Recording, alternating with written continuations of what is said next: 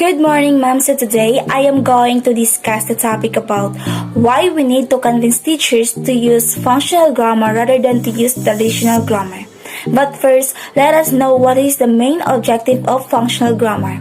The main objective of a functional grammar is to explain language in terms of what people do with it, how they use the language to live. It tries to do that by adopting more of a semantic and pragmatic orientation inside the grammar.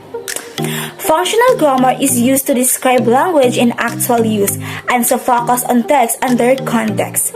It is a linguistic theory that states all constituents have semantic, syntactic, and pragmatic functions. It examines the relationships between grammatical forms and meaning. Functional grammar deals with form and function in terms of options, which are constrained by the context. Hence, functional grammar is most suitable for the study of style since it is a set of choices.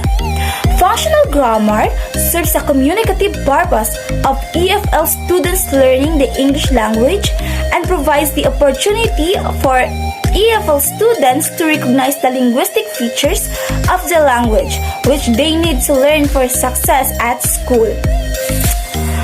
Functional grammar is not just a new type of jargon, but another way of understanding sentences. It does not break a sentence up into discrete parts, but links words that shape a purpose. It is necessary for us to understand better about functional grammar. It is because it is part of English language, and it may bring a great change to EFL teaching and learning. It can help EFL students to achieve success in other subjects like history and science. With functional grammar, language teaching and learning will be more interesting and meaningful. Functional grammar is focuses on the development of grammatical systems as a means for people to interact with each other. Functional grammar sees grammar as shaped by and as playing a significant role in shaping the way we get on with our lives. Its orientation is social, in other words, rather than biological. Therefore, functional grammar based on cultural and social context is very useful for describing and evaluating how language can be used to write and speak more appropriately and effectively. Using functional grammar can help us to read more carefully and critically. It is important at this stage to note that functional grammar does not dismiss the language of more traditional grammars or attempt to replace the concepts with something wholly new. It is better to consider functional grammar as drawing on and extending more traditional concepts.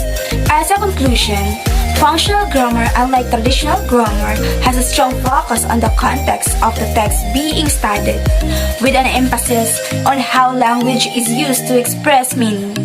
The context of a text as it is expressed by functional grammar might be separated in several components. The field is the subject matter of a text. The tenor reflects the relationships between the text participants.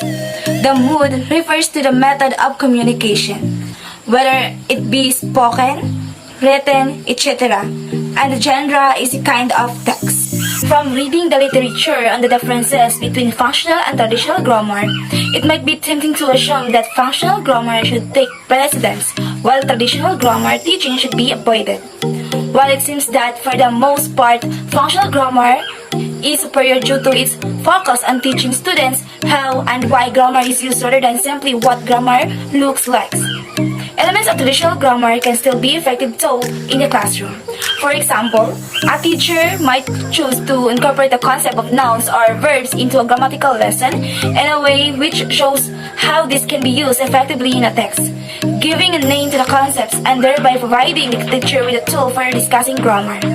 By looking at the Australian curriculum, it is clear that there is still a strong focus on traditional aspect of grammar, especially nouns, adjectives, and verbs, etc. The challenge for teachers today is to teach this concept in a manner which is meaningful for their students. And that's all for today. Thank you for listening and God bless us all.